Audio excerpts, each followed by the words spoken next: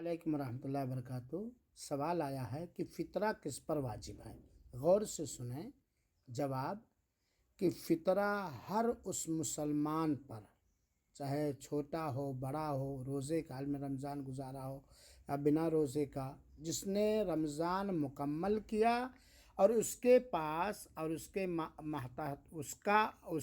اس کے محتاطوں کے لیے عید کے دن رات اور عید کے دن کا کھانا موجود ہے، ایسے مسلمان پر فطرہ فرض واجب ہے۔ عید کے دن عید کی نماز سے پہلے نکالنا افضل و بہتر ہے۔ عید کی نماز کے بعد کوئی نکالا تو ادا نہیں ہوگا۔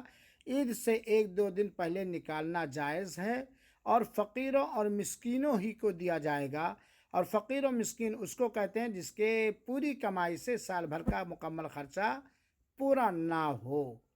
فطرے میں غلہ ہی نکالا جائے گا، نقد نکالنا